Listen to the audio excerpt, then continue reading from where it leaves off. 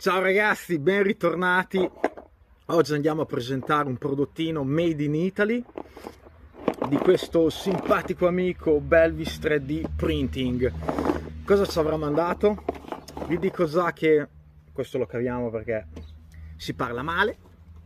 Vi dico già che sono dei cerchi, tanta roba, cerchi in carbonio, diciamo più adatti all'extreme, leggerissimi, ovviamente made in Italy. Adesso ve li faccio vedere nel dettaglio perché è una bella cosina.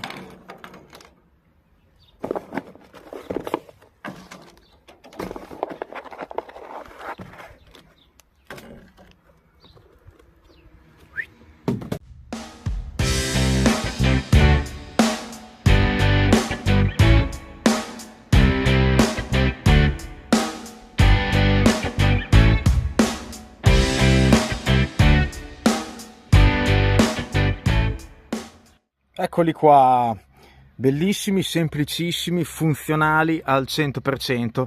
Ovviamente il nostro amico ci ha mandato due kit di anelli interni, sono larghi uguali, fanno 23 mm. Uno è tutto pieno, con i forellini per l'uscita dell'aria, così evitate di forare le gomme dal di fuori, e l'altro invece è super alleggerito, sempre stampato in 3D di ottima fattura, super alleggerito, che secondo me con certi riempimenti anche quei forellini aumentano la morbidosità, diciamo, del riempimento. Poi passiamo al classico disegno dove ci va anche montato l'ABS in carbonio. Noi abbiamo preso questo qui a 6 razze, ma c'è anche un altro disegno a 3 razze, un po' più moderno, diciamo, però io ho preferito andare un po' sul classico. Poi ci sono le kit di viti in acciaio inox, gli hub che potete scegliere la larghezza. Io ho preso una misura intermedia così li potevamo testare un po' su tutti i ponti, e i suoi distanzialini filettati in alluminio anodizzati di nero che vanno a congiungere l'anello anteriore da quello posteriore. Quindi diciamo montaggio semplicissimo, è tutto made in Italy. Adesso verrà fuori anche il logo con la mail dove potete contattare il nostro amico per info, prezzi, spedizioni e quant'altro. Tutto quello che volete sapere vi risponderà alla grande. Comunque qui intanto abbiamo un altro bel prodotto made in Italy.